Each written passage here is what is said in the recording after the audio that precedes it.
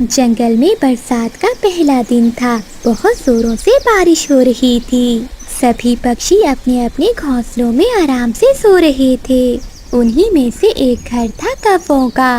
अरे अरे अरे उठिए बादल जी उठिए। क्या हुआ बिजली, ऐसे क्यों शोर मचा रही हो? आपको दिख नहीं रहा कि कितनी तेज बारिश हो रही है? अरे हाँ, मैंने तो ध्यान ही नहीं दिया। कितना रोमांटिक मौसम है। रोमांटिक मौसम गया भाड़ में। देखो घर पर जुगनू और मुन्नी नहीं है। अरे बाप रे, ये तो मैंने देखा ही नहीं। कहाँ गए वो दोनों? अरे वाह भैया, आपका आइडिया तो बहुत अच्छा था। नाव की सवारी करने में तो कितना मजा आता है। वो दोनों बहन भाई नारियल की एक नाव में बैठे हुए बारिश में मजे कर रहे थे। तभी बंटी कबूतर और बबली कभी उन दोनों को खिड़की से देख लेते हैं। अरे जुगनू और मुन्नी, तुम दोनों ऐसी तेज बारिश में क्या कर रहे हो? चलो चलो जल्दी से मेरे घर में आ जाओ। तुम्हारे माता पिता परेशान हो रहे होंगे। कबूतर की बात सुनकर वो दोनों बहन भाई उनके घर चले जाते हैं। थोड़ी देर बाद बादल कव्वा और बिजली कव्वी भी वहाँ आ जाते हैं।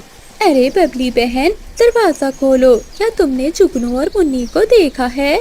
तभी बबली कबूतरी दरवाजा खोल देती है और वो दोनों अंदर चले जाते हैं। शुक्र है तुम दोनों यहाँ हो। पता है मैं और तुम्हारे पिता कितने परेशान थे।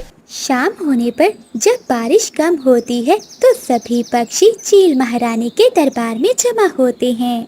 पक्षियों, आसपास के जंगल में इस बारिश से बहुत तबाही आई है। देखो ना, हमारा जंगल सही सलामत है। ये हमारे लिए गर्व की बात है। ऐसे ही कुछ दिन बीत जाते हैं। एक दिन चिड़िया अपनी बेटी को लेकर चील महारानी के दरबार में आती है। महारानी चील जी, मेरा नाम मानो चिड़िया है। बारिश की वजह से हमारा जंगल तबाह हो गया है। क्या मैं अपनी बेटी के साथ आपके इस जंगल में रह सकती हूँ? हाँ हाँ मानो चिड़िया, क्यों नहीं। तुम अपनी बेटी के साथ मेरे जंगल में रह सकती हो। फिर मानो चिड़िया दिन भर अपना एक अच्छा सा घर बनाती है और अपने घर में अपनी बेटी के साथ रहने लगती है। कुछ दिनों बाद जंगल में अजीब सी मुसीबत आ जाती है। पेड़ों पर लगे फल खराब होने लगते हैं और नदी का पानी भी सूख जाता है। जंगल के सभी पक्षी चील महारानी के दरबार में जमा होते हैं। वहाँ चील महारानी ने गुरु उल्लू को भी बुलाया था। हमारा जंगल बड़े से बड़े तूफान और आंधी में भी सुरक्षित रहा, लेकिन अब ऐसे मौसम में भी इस पर इतनी आफतें कैसे आ पड़ी? मुझे तो कुछ भी समझ में नहीं आ रहा गुरुजी। महारानी, क्या पिछले दिनों इस जंगल में कोई नई चीज आई है? महारानी, क्या आपको याद है कि पिछले दिनों हमारे जंगल में ये मानो चिड़िया आई थी और तभी से हमारे जंगल में परेशानियां आना शुरू हो गई हैं। हाँ, मेरे बादल जी एकदम ठीक कह रहे हैं। अरे ये आप सब क्या कह रहे हो? मानो चिड़िया, हमने कभी ऐसी परेशानियों का सामना नहीं किया। ये कहते हुए मुझे बहुत बुरा लग रहा है, लेकिन तुम हमारे जंगल के लिए मनहूस साबित हो रही हो। अब तुम्हें हमारा जंगल छोड़कर जाना होगा। ये सुनकर मानो चिड़िया को बहुत दुख होता है। चलो मीना बेटी, यहाँ से चलते हैं। हम काली पहाड़ी पर जाकर अपना अकेले ही जीवन बिताएंगे। फिर मानो चिड़िया रोती हुई अपनी बेटी को लेकर वहाँ से चली जाती है। चिड़िया के जाने के बाद सभी पक्षी चैन की सांस लेते हैं, क्योंकि उन्हें लगता था कि उनका जंगल अब फिर से वैसा हो जाएगा। लेकिन अगली सुबह जब बादल कव्वे की आँख खुलती है तो वो देखता है, अरे फिर से बारिश शुरू हो गई। हाँ पिताजी, देखिए ना कितनी ठंडी हवा चल रही है। बादल कव्वा और बिजली कव्वी अपने बच्चों के साथ अपने घोंसले में बैठे हुए थे कि अचानक उनका घर हिलने लगता है। माँ, ये क्या हो रहा है? बिजली, लगता है हवा बहुत तेज है। जल्दी से घर से बाहर निकलो। तभी वो चारों घर से बाहर निकलकर अपनी जान बचाते हैं। उनके निकलते ही उनका घर नीचे गिरकर पानी में डूब जाता है।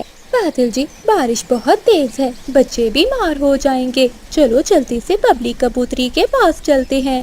लेकिन बिजली, ऐसी तेज हवा में हम आगे कैसे बढ़ेंगे? बादल जी जो केले के पत्तों की नाव बनाई थी उसी पे बैठकर जाते हैं। फिर वो कौवे अपने बच्चों को लेकर केले के पत्तों की नाव में बैठकर आगे बढ़ते हैं। ऐसे वो कबूतर के घर में पहुंच जाते हैं, जहां बबली कबूतरी पहले ही अपने पति से लड़ रही थी। पति जी, आपने हमारे घर की छत की अच्छे से मुरम्मत नहीं की। देखिए ना, हमारा घर तो तालाब बनता जा रहा है। अरे बबली, क्यों परेशान हो रही हो? एक बार बारिश रुक जाए तो मैं घर को फिर से ठीक कर लूँगा। तभी उनके दरवाजे पर दस्तक होती है। अब ये इतनी तेज बारिश में कौन आ गया है? बबली कबूतरी दरवाजा खोलती है। अरे बिजली बहन, तुम आओ ना, आओ अंदर आओ।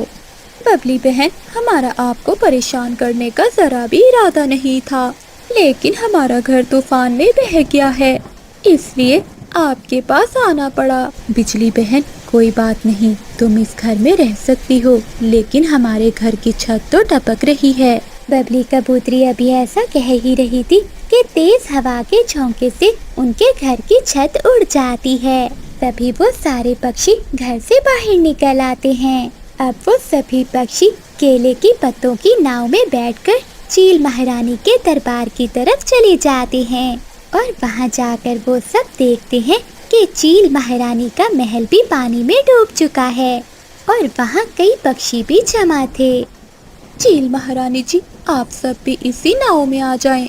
फिर चील महारानी के साथ साथ सभी पक्षी उस नाव में आ जाते हैं। नाव आगे बढ़ने लगती है। चील महारानी जी, ऐसा तो पहले हमारे साथ कभी नहीं हुआ। इतनी तेज बारिश में भी हमारे घर तो कभी नहीं टूटे, लेकिन इस बार ऐसा क्या हुआ कि हमारा जंगल तो बर्बाद हो गया है। गुरुजी, आप क्या कहना चाहते हो?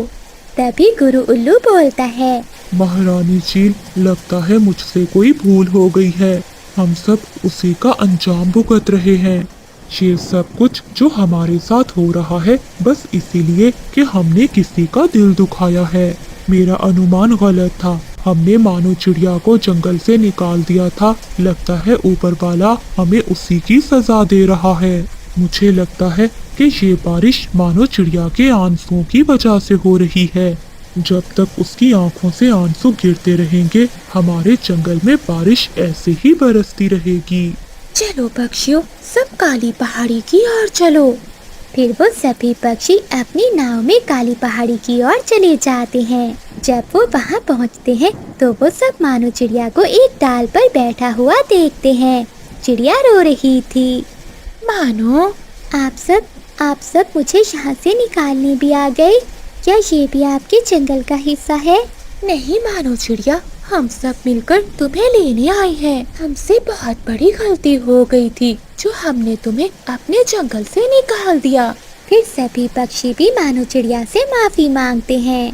फिर मानो चिड़िया भी उनकी नाव में बैठ जाती है और वो सब जंगल की तरफ रवाना हो जाते हैं। अरे ये सब क्या हुआ? आपका जंगल तो पूरा पानी से भर गया है। हाँ चिड़िया, ये सब तुम्हारे जाने के बाद हुआ है। जब वो सब जंगल में जाते हैं तो चिड़िया का घर सही सलामत था। अरे ये कैसे हो सकता है? इतने तूफान में हमारे घर तो टूट गए, लेकिन तुम्हारा घर तो सुरक्षित है। बिजली बहन, आप सब पक्षी जब तक बारिश नहीं रुकती मेरे घर में रह सकते हो। फिर वो रात सभी पक्षी मानो चिड़िया के घर में ही गुजारते हैं। अगली सुबह बारिश रुक जाती है और मौसम बहुत सुहाना हो जाता है। मानो, तुम्हारा बहुत बहुत धन्यवाद। अब हम चलते हैं। हम सबको अपने घर फिर से बनाने हैं। हाँ चील महारानी जी, मैं भी आप सबकी मदद करूँगी। जब वो सब चिड़िया के घर से बाहर निकलते हैं तो देखकर हैरान होते हैं कि सभी पक्षियों के घर तो सही सलामत अपने अपने पेड़ों पर ही थे। चिड़िया बहन, तुम्हारे आने पर ऊपर वाले ने फिर से हमारे घरों को बना दिया। अब तुम कभी भी हमें छोड़कर ना जाना। दूर किसी जंगल में चील महारानी अपने सैनिक उल्लू के साथ दूसरे जंगल की ओर जा रही थी कि अचानक एक तीर आकर चील महारानी को लग जाता है और चील महारानी वहीं मर जाती है। चील महारानी, ये तीर आपको कहाँ से लग गया? आप तो मर गई हैं। अब हमारे जंगल का क्या होगा?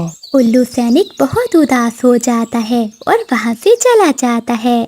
और फिर उल्लू सैनिक जंगल के सभी पक्षियों को इकट्ठा करता है। जंगल के पक्षियों, आज मैं आप सबको एक बहुत अफसोस की बात बता रहा हूँ।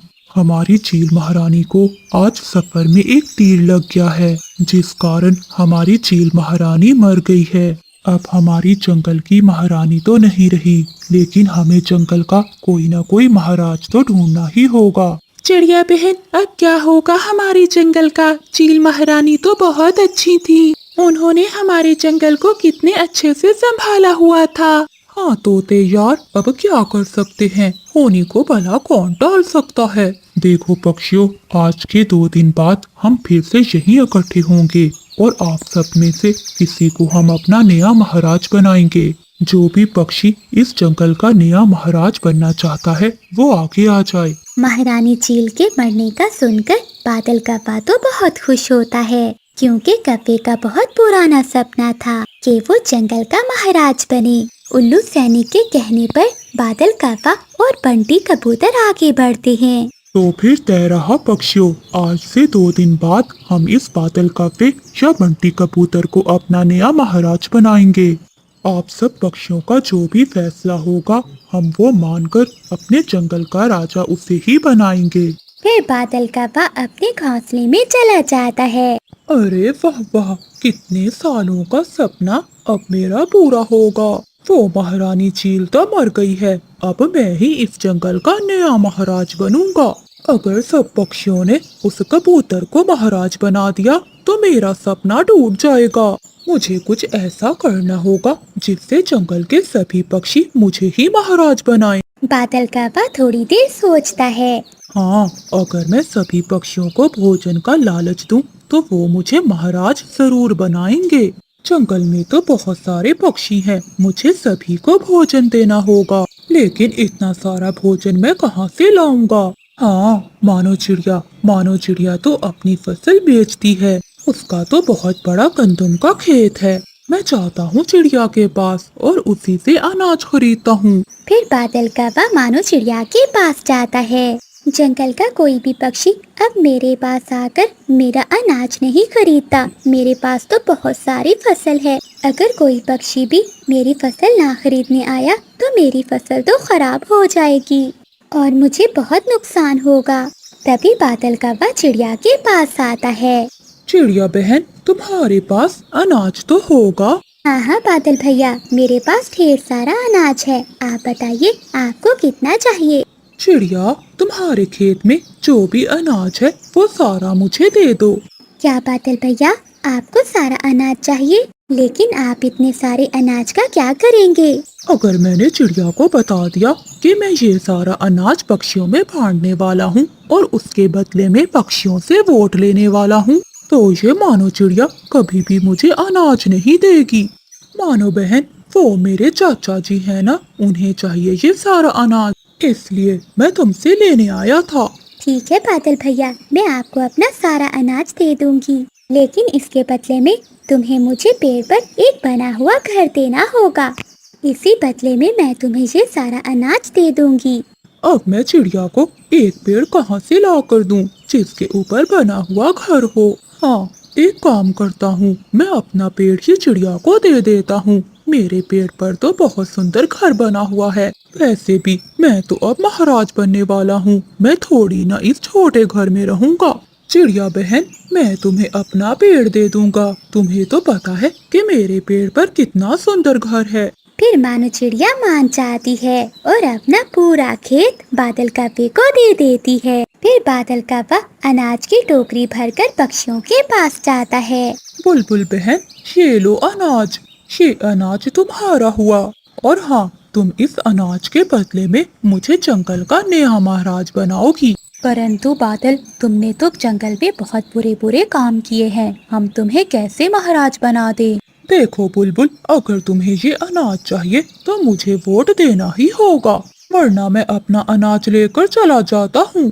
नहीं नहीं कव्वे, जंगल में तो पहले ही भोजन नहीं मिल रहा, तुम मुझे ये भोजन दे दो, मैं तुम्हें ही वोट दूंगी। फिर बादल कव्वा चीकू तोते के पास जाता है। चीकू तोता भी बादल कव्वे की बातों में आ जाता है। और उससे वो अनाज ले लेता है। शाम तक बादल कव्वा पूरे जंगल में अनाज बांट देता है और वो सभी पक्षी बादल कव्वे के साथ हो जाते हैं। हो, मुझे तो पता ही नहीं था कि ये सब पक्षी इतने लालची निकलेंगे। ये सब पक्षी अपने लालच की वजह से मुझे इस जंगल का नया महाराज बनाएंगे। ये तो अच्छा हुआ कि मैंने उस मानो चिड़िया को भोजन नहीं दिया। मुझे मालूम है कि वो कभी भी मेरा साथ नहीं देगी और वो बाकी पक्षियों को भी अपने साथ कर लेती और मुझे कभी महाराज न बनने देती। वो दिन भी आ जाता है जिस दिन पक्षियों को अपने जंगल का नया महाराज चुनना था। पक्षियों, तो तुम सब ने फैसला कर लिया होगा कि हमारे जंगल का नया महाराज कौन बनेगा। जो पक्षी चाहता है कि जंगल का नया महाराज बंटी कबूतर बने, वो अपने अपने पंख उठा दे। कोई भी पक्षी अपना पर नहीं उठाता, सिर्फ मानो चिड़िया ही अपना पर उठाती है। अरे ये क्या, सभी पक्षियों ने अपना पर क्यों नहीं उठाया? क्या ये सब पक्षी बादल कव्वे को अपना महाराज बनाना चाहते हैं? आखिर इन सब पक्षियों को हो क्या है? ये सब तो जानते हैं कि बादल कव्वे ने तो हमेशा हमारे जंगल को नुकसान ही पहुंचाया है। पक्षियों, अब जो चाहता है कि बादल कव्वा हमारे जंगल का राजा बने, वो अपने अपने पर उठाए। बादल कव्वे का नाम सुनकर चिड़िया के अलावा सारे पक्षी अपना अपना पर उठा लेते हैं। चिड़िया बहन, मैं हार गया और ये बादल कव्वा इस जंगल का नया महाराज बन गया। तो पक्षियों, तय रहा कि हमारे जंगल का महाराज बादल कव्वा है। फिर बादल कव्वा महाराज बन जाता है और वो महल में आकर बैठ जाता है। अरे वाह वाह, कितने बरसों का सपना था मेरा कि मैं महाराज बनूंगा और आज मेरा सपना पूरा हो गया। चिड़िया बहन, ये क्या हो गया? मुझे तो पूरा विश्वास था कि जंगल के सभी पक्षी मुझे ही वोट देंगे, लेकिन सब उल्टा हो गया। सभी ने उस बादल कव्वे को अपना महाराज बना लिया। बंटी भैया, मुझे भी समझ में नहीं आ रहा कि आखिर ऐसा क्या हो गया है। आप रुकिए, मैं सभी पक्षियों के पास जाती हूँ और पूछती हूँ कि उन्होंने ऐसा क्यों किया। फिर मानो चिड़िया पक्षियों के पास जाती है। चीकू भैया, मुझे एक बात बताइए कि जंगल के सभी पक्षियों और आपने उस बादल कव्वे को अपना महाराज क्यों बनाया है? इस कव्वे ने तो हमेशा हमारे जंगल का बुरा ही चाहा है और तो और वो हमारे घरों से चोरी करता है और हम सब पक्षियों को कितना तंग करता है। फिर आप सब ने ऐसा क्यों किया? मानो बहन, क्या तुम्हें ये बात नहीं पता कि हमने बादल कव्वे को क्यों अपना महाराज बनाया है? नहीं नहीं चीकू भैया, मुझे तो कुछ नहीं मालूम। चिड़िया बहन, कव्वे ने सभी पक्षियों को भोजन दिया है और कहा है कि सब भोजन ले लें और इस भोजन के बदले में हम उसे वोट दें। इसीलिए हम सब पक्षियों ने भोजन की लालच में उसे ही वोट दिया है। तोते भैया, मुझे आप सब पक्षियों से ये उम्मीद नहीं थी। आप सब पक्षियों ने थोड़े से अनाज के लिए उस कव्वे को अपना महाराज बना लिया। आप सबको अंदाजा भी है कि वो कव्वा कितना आलसी है। वो तो हमारे जंगल को बर्बाद करके रख देगा। मानो चिड़िया बहुत उदास हो जाती है और वहाँ से चली जाती है। मानो चिड़िया कबूतर के पास जाती है और उसे सारी बात बताती है। बस बहुत हो गया कबूतर भैया, मैं ये जंगल छोड़कर जा रही हूँ। मैं और इस जंगल में नहीं रह सकती। हाँ चिड़िया बहन, मैं भी यहाँ नहीं रहूँगा। चलो मैं भी तुम्हारे साथ चलता हूँ। फिर मानो चिड़िया और बंटी कबूतर वो जंगल छोड़कर चले जाते हैं। बादल कव्वा तो खूब मजे कर रहा होता है। उसे तो अपने जंगल की कोई भी परवाह नहीं थी। वो मजे मजे के भोजन खाता है। उसी जंगल के बाहर एक गुफा में एक भोला चील रहता था, जो एक बहुत खतरनाक शिकारी चील था। उस भोला चील को काफी दिनों से कोई शिकार नहीं मिला था। कितने दिनों से मैंने भोजन नहीं खाया, अब तो मुझे कुछ करना ही होगा, वरना मैं तो मर जाऊंगा ऐसे। हाँ, पास वाले जंगल में ढेर सारे पक्षी रहते हैं, मैं वहीं हमला करता हूँ। और वैसे भी अब तो उस जंगल का महाराज एक कव्वा है। फिर वो शिकारी चील उस जंगल पर हमला कर देता है। वो जंगल में आकर पक्षियों को मारकर खाने लगता है। जैसे ही उल्लू सैनिक ये सब देखता है तो वो बादल कव्वे के पास जाता है। कव्वे महाराज जी, वो जालिम चील तो जंगल के सभी पक्षियों को खा रहा है, आप कुछ कीजिए। अरे अरे उल्लू सैनिक, मैं क्या करूं? भला इससे मुझे क्या मिलेगा? मैं ऐसा करता हूँ, अपनी जान बचाकर यहाँ से भाग जाता हूँ, वरना वो चील तो मुझे भी मारकर खा जाएगी। फिर बादल कौवा चील की नजरों से बचकर उस जंगल से भाग जाता है। अरे तोते, ये बादल कौवा तो अपनी जान बचाकर भाग गया है, अब हमारा क्या होगा? अरे उल्लू सैनिक, ये हमने क्या कर दिया? हमने अपने लालच की वजह से उस कौवे को महाराज बनाया था। अब वो महाराज हमें छोड़कर चला गया है। हमारी लालच की सजा हमें मिल रही है। बिजली कौवी अपना सामान लिए तेज बारिश में अपनी माँ वाले जंगल में चली जाती है। तभी बादल कौवा चिड़िया के पास जाता है। चिड़िया बहन, वो फिर से नाराज होकर अपने मायके चली गई है, आप प्लीज मेरे साथ चले। बादल भैया, आपका तो हर रोज का यही काम है, आखिर कोई कब तक बर्दाश्त कर सकता है? आए दिन तुम किसी न किसी बात का फसाद बना लेते हो। तुम्हें अपने अलावा अपने बच्चे की चिंता करनी चाहिए, जो अभी बहुत छोटा है।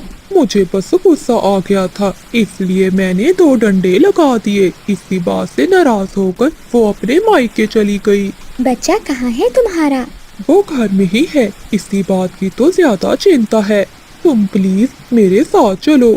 ठीक है बादल भैया, मैं चलती हूँ आपके साथ, लेकिन ये आखिरी बार है। अगर दोबारा ऐसा हुआ तो मैं क्या, कोई भी जंगल का पक्षी तुम्हारे साथ नहीं जाएगा।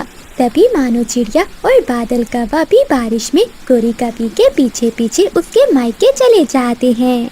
बिजली बहन, आखिर ऐसा क्या हुआ कि आप अपने छोटे बच्चे को छोड़कर चली आई? चिड़िया बहन, तुम्हें तो पता है कि सारा दिन मैं काम करती हूँ और ये निकम्मा बादल कोई भी काम नहीं करता। जब शाम को भोजन खाने का समय आता है तो लड़ाई करना शुरू कर देता है। मैं तो अपने बच्चे को भी साथ लेकर आना चाहती थी, लेकिन इसने नहीं आने दिया। देखो बिजली बहन, अब आपको बर्दाश्त से काम लेना होगा, अपने लिए ना सही तो अपने बच्चे के लिए। देखना, एक दिन ये बादल सुधर जाएगा। चिड़िया, पहले ये कौन सा सुधरा है जो अब सुधर जाएगा? माँ जी, मुझे तो बस उस छोटे बच्चे की फिक्र हो रही थी, इसलिए चली आई इसके साथ, वरना मैं तो कभी ना आती। माँ, मैं चाहती हूँ, मुझे भी जुगनू बहुत याद आ रहा है। फिर बिजली कौवी चिड़िया की बात मानकर वहाँ से वापस चली आती है। मम्मा, तुम कहाँ चली गई थी? मैं बहुत रोया आपके बिना, लेकिन पापा मुझे डांट रहे थे आपका नाम लेने पर। चुप कर जा मेरा बेटा, मैं आ गई हूँ तेरे पास। बादल, अपने इस बच्चे की खातिर ही ऐसा ना किया करो। बात तो तुम ही बढ़ाती हो। लेकिन मारने तक तो तुम ही जाते हो। एक मैं ही हूँ जो तुम्हारी मार बर्दाश्त कर रही हूँ। अगर मेरी जगह कोई और होती तो कभी लौट कर ना आती। ऐसे ही कुछ दिन गुजर जाते हैं। एक दिन बादल कौवा घूमता हुआ वापस अपने घर आता है। मोटी भैंस बैठी हुई हो, अपना पेट तो भर लिया होगा, क्या मेरे लिए कुछ रखा है? तुम सुबह से गए हुए थे फिरने, हमारा पेट क्या भरना? तुम अपना दाना भी ढूंढ कर नहीं खा सकते?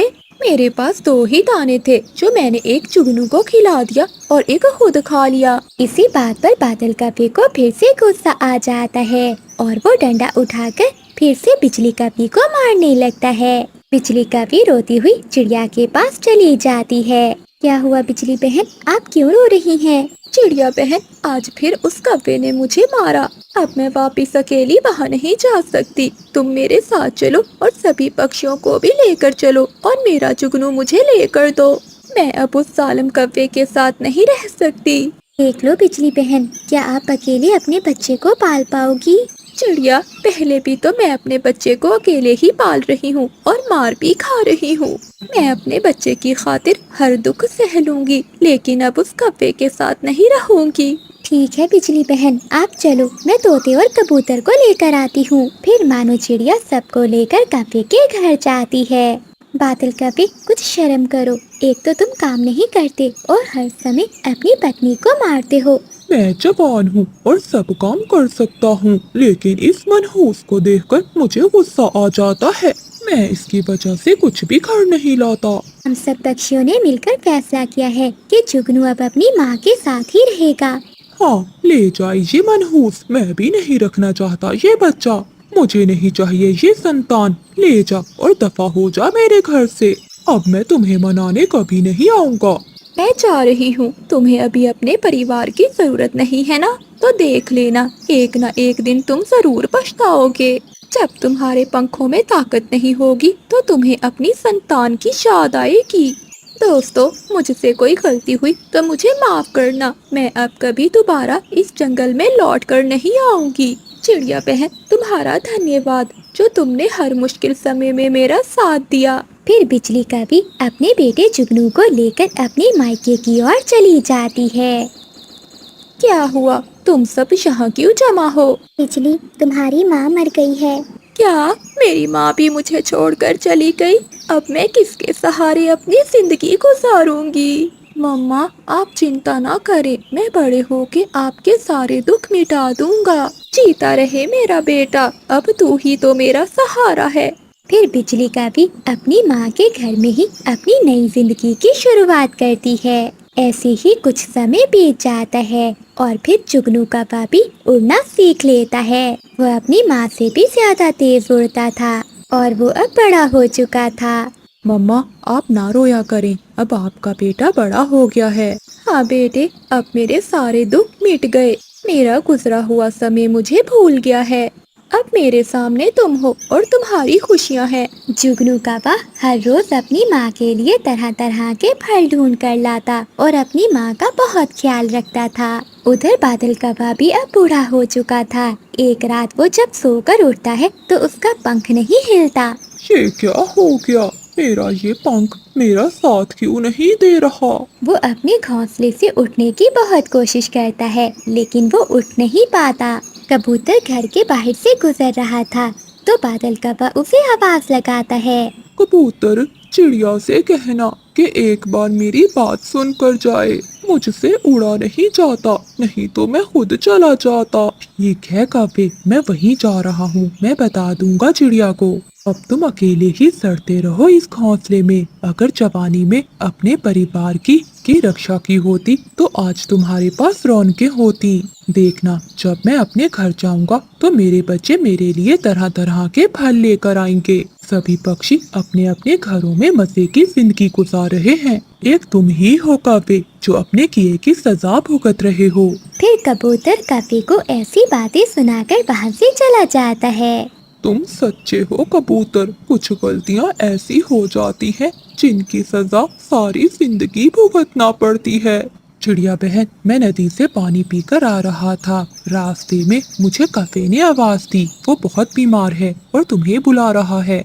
मैं चाहती हूँ कबूतर भैया। फिर चिड़िया अपने बेटे के साथ कफे के घर जाती है। चिड़िया बहन, मुझ पर दया करो, मेरा पंख काम करना छोड़ गया है। तुम मेरी पत्नी और बेटे को संदेश भेजो, शायद वो मुझे माफ कर दे। मैं संदेश तो जरूर दे दूंगी, लेकिन तुम्हें वो समय याद है जब तुम कहते थे कि तुम्हें इस परिवार की कोई जरूरत नहीं, तुम जवान हो। अब कहाँ गई वो जवानी? देखो, ये मेरा बेटा है, इसमें मेरी जान है। हम दुख सुख में एक दूसरे के साथ हैं। तुम्हारी अब यही सजा है जो तुम भुगत रहे हो, लेकिन फिर भी मैं तुम्हारा संदेश दे दूंगी। फिर चिड़िया बिजली कपी के पास जाती है। चिड़िया बहन, कैसी हो तुम? मैं ठीक हूँ बिजली बहन। आपका बेटा जुगनू कहाँ है? वो दाना लेने गया है, बस आने ही वाला होगा। मेरा जुगनू अब जवान हो गया है, वो मेरा बहुत ख्याल रखता है। जिंदगी के सारे दुख भूल गई हूँ। चिड़िया, तुम्हें तो पता है कि कितना मुश्किल समय गुजारा है मैंने। हाँ बिजली बहन, समय बहुत तेजी से गुजर गया। देखो, हम बूढ़े हो गए और हमारे बच्चे जवान। तभी जुगनू भी दाना लेकर आ जाता है। बिजली बहन, मैं आपको बादल का संदेश देने आई थी। आज उसने मुझे बुलाया था। उसका पंख काम नहीं कर रहा था। वो उजड़े हुए घोंसले में बैठा था। कह रहा था कि मेरी पत्नी और मेरे बेटे को बता आना। चिड़िया बहन, मेरे लिए तो वो उस दिन ही मर गया था जिस दिन मैं अपने छोटे बच्चे को लेकर वहाँ से आई थी। अब वो परिवार ढूंढ रहा है तो ये नहीं हो सकता, जो उसने बोया है वही काटे। और फिर ये बादल काबा अच्छे से जान लेता है कि परिवार के बिना हम कितने बेबस हैं। वो ऐसे ही कुछ दिनों अपने घोंसले में लेटे लेटे ही मर जाता है।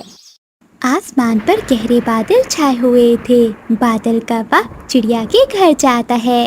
मानो बहन, ऐसे उदास क्यों बैठी हुई हो? बाहर इतना अच्छा मौसम हो रहा है, चलो बाहर घूमने चलते हैं।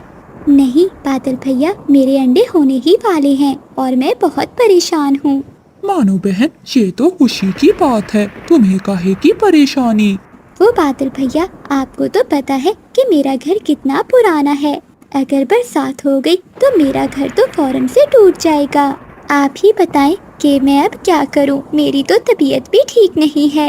मैं तो चिड़िया से दाना लेने आया था, ऐसा ना हो कि चिड़िया ही मुझे अपने घर की मुरम्मत करने के लिए बोल दे।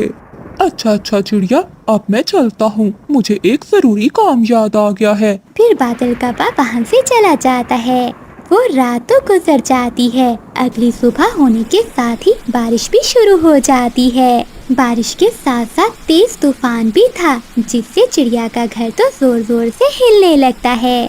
ए ऊपर वाली, ये क्या हो रहा है? मेरा घर तो बुरी तरह से हिल रहा है। इससे पहले कि मेरा घर गिर जाए, मुझे यहाँ से निकलना होगा। कहीं ऐसा ना हो कि मेरे अंडे हो जाएं और वो भी इस घर के साथ ही गिर जाएं। ऐसा सोचकर मानो चिड़िया अपने घर से बाहर निकल जाती है। अभी वो घर से बाहर निकली ही थी कि उसका घर नीचे गिरकर टूट जाता है। बाहर बारिश तो बहुत जोरों से हो रही थी। मानो चिड़िया के घर के पास ही कौवों का घर था। चिड़िया सीधी कौवों के घर की ओर जाती है और जाकर वो कौवों के घर के दरवाजे पर दस्तक देती है। बादल भैया दरवाजा खोलें। बादल, ये चिड़िया यहाँ क्या कर रही है? मुझे क्या पता, पूछता हूँ। हाँ, यहीं से पूछ लो, दरवाजा मत खोलना वरना सीधा अंदर ही आ जाएगी। हाँ मानो बहन, बताओ क्या काम है? बादल भैया, मैंने आपको अपने घर के बारे में बताया था ना कि वो बहुत कमजोर है। अब वो तेज बारिश और तूफान से टूट गया है।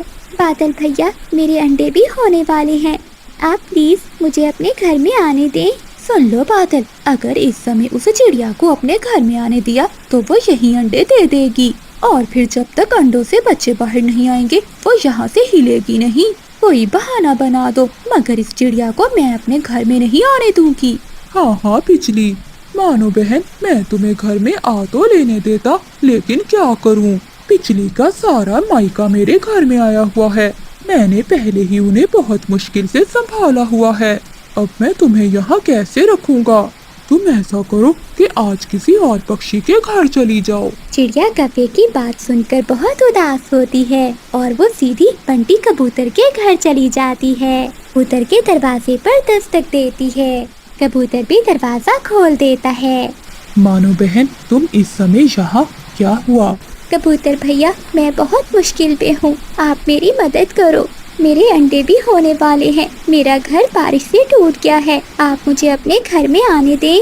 चिड़िया बहन, तुम तो जानती हो कि मेरा घर कितना छोटा है। इसमें हमारा गुजारा बहुत मुश्किल से होता है। आज तो मेरी पत्नी अपने मायके गई हुई है। तुम आज की रात यहाँ रह लो और सुबह होते ही यहाँ से चली जाना। चिड़िया करती भी तो क्या करती, उसे तो अपने ऊपर एक छत चाहिए थी। वो तुरंत बोलती है, आपका बहुत बहुत धन्यवाद कबूतर भैया, मैं सुबह होते ही यहाँ से चली जाऊंगी।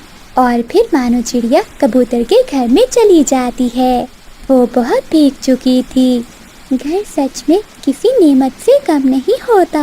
और फिर रात हो जाती है। बाहर बारिश अभी तक हो रही थी और फिर चिड़िया और कबूतर भी सो जाते हैं। अगली सुबह मानो चिड़िया 2 अंडे दे देती है। अब मैं क्या करूं? अपने अंडों को लेकर कहाँ जाऊं? बारिश भी रुकने का नाम नहीं ले रही। लेकिन मुझे बाहर जाना होगा अपने लिए और अपने अंडों के लिए। कोई ना कोई तो बंदोबस्त करना होगा। फिर चिड़िया कबूतर के घर से अपने अंडे लेकर बाहर चली जाती है।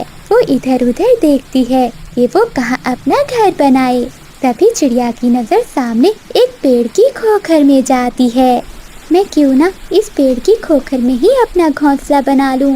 ऐसे में बारिश से भी बच जाऊंगी और मेरे अंडे भी सुरक्षित रहेंगे। फिर चिड़िया ऐसा ही करती है। वो अपने अंडे लेकर उस पेड़ की खोखर में चली जाती है। अब वो पेड़ की खोखर चिड़िया के लिए सुरक्षित घर बन गई थी। लेकिन बारिश तो अभी तक भी हो रही थी। उस बारिश के कारण कौवों का घर भी टूट जाता है और उन्हें अब समझ में नहीं आ रहा था कि वो कहाँ जाएं। बिजली, ये सब हमें उस पाप की सजा मिल रही है जो हमने चिड़िया के साथ किया। वो कितनी बेबस थी जब वो हमसे मदद मांगने आई थी, परंतु हमने उसकी एक ना सुनी। जब बादल कौवा अपनी पत्नी बिजली से ऐसे बातें कर रहा था तो पास चिड़िया अपनी खोखर में ये सारी बातें सुन रही थी।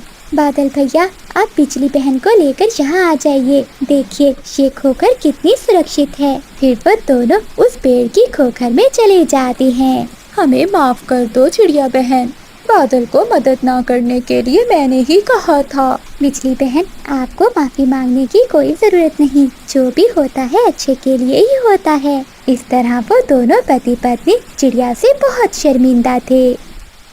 जंगल में तूफानी रात थी। जंगल के सभी पक्षी अपने अपने घोंसलों में छुपकर बैठे हुए थे और इस तूफानी बारिश के रुकने की प्रार्थना कर रहे थे।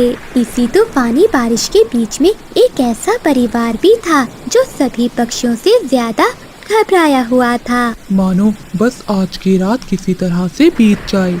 सुबह होते ही मैं अपने परिवार के लिए कोई सुरक्षित घर ढूंढ लूंगा। हाँ चंदू जी, मैं भी ऊपर वाले से यही प्रार्थना कर रही हूँ। हमारी मीना अभी बहुत छोटी है। मुझे तो बस अपनी बेटी की ही चिंता हो रही है।